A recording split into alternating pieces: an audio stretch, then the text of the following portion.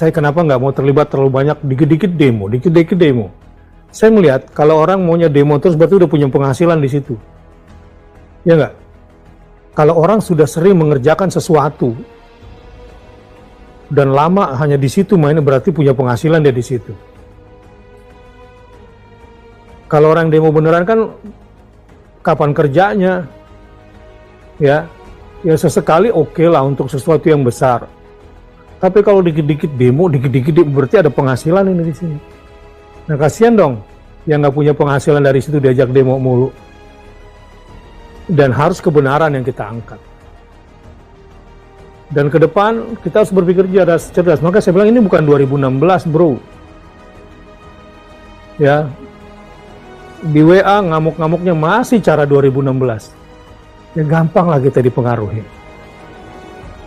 Insya Allah ke depan saya tidak akan lepaskan. Saya ingin menjadi penerus para pejuang dakwah di negeri ini dengan semua resikonya. Tapi saya tidak ingin mengorbankan Indonesia yang sudah bagus ini. Kenapa? Karena saya melek melihat dunia Islam. Yang kedua, saya melihat peluang Islam besar ke depan. Ini bulan rahmat Allah. Setelah 40 tahun dunia Islam dihancurkan, ini namanya udah satu siklus. Satu siklus kemenangan menuju Islam ke depan. Sabar, ikuti ayat ini prosesnya. Jangan gampang terburu-buru nih, terutama emak-emak militer yang gampang kesundut, yang sumbu pendek, baru dipancing pakai WA dikit langsung meledak gitu ya.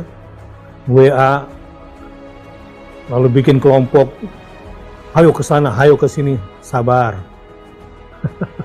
Sabar, nanti jadi korban nanti. Karena saya paham betul di lingkungan ini mana yang ular, mana yang belut, mana yang monyet, mana yang orang-orang sawah. Baik, mengenai Ustadz Bakhtiar Nasir, beliau sahabat saya, kawan saya. Selama ini yang saya tahu beliau baik dan beliau juga termasuk panitia daripada aksi 411, 212, begitu juga aksi-aksi yang lainnya. Kalau sekarang beredar rekaman, saya tidak tahu rekaman di mana, juga kapan saya juga tidak jelas. Kalau beredar rekaman, beliau mengkritisi yaitu tentang panitia 212, mungkin saya husnudzon yang dimaksud adalah oknum. Jadi kalau oknum ya di mana saja oknum ada saja yang tidak baik. Jadi kalau dikatakan ada gak oknum yang ingin menjual suatu gerakan, selalu ada. Ada gak oknum yang ingin menunggangi suatu aksi, selalu ada ya ikhwan.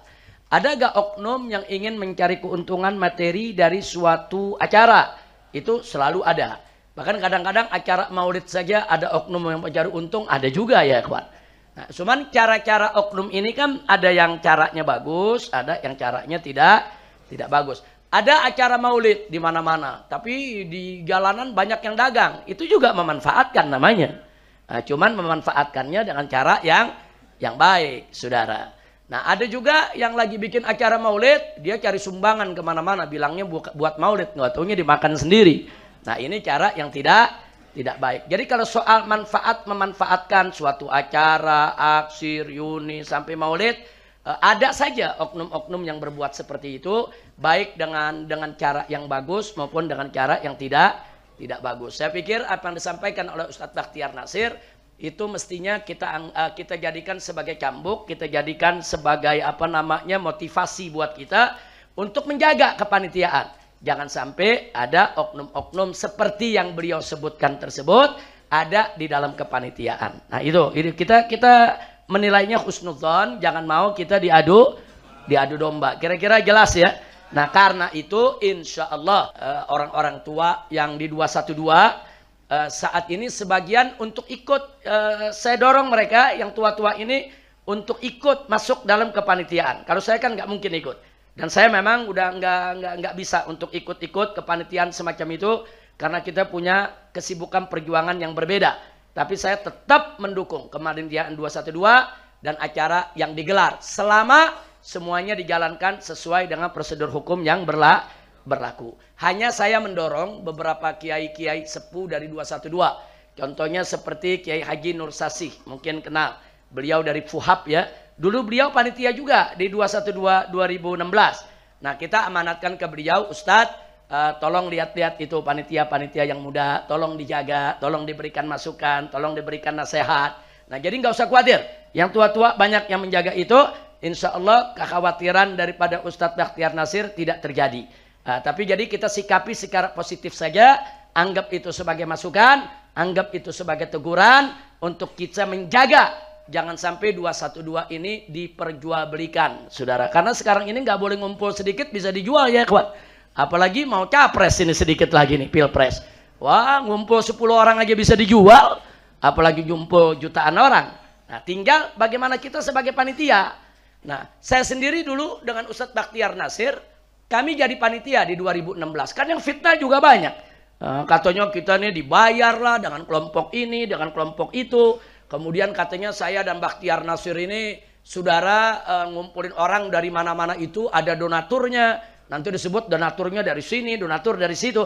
Saya pikir Ustaz Bakhtiar Nasir juga tahulah. Dulu waktu beliau jadi panitia juga beliau dihantam oleh berbagai macam fitnah. Saya pikir kalau beliau sudah tahu itu, insya Allah beliau juga tidak sembarangan untuk memfitnah panitia yang ada saat ini. Mungkin, makanya tadi saya katakan, husnudzon mungkin yang dimaksud ada oknum-oknum yang beliau khawatir memanfaatkan. Karena dulu di 2016 juga ada oknum-oknum ya kawan. Cuman kita jaga, kita kunci supaya mereka tidak bisa memanfaatkan daripada gerakan tersebut. Alhamdulillah.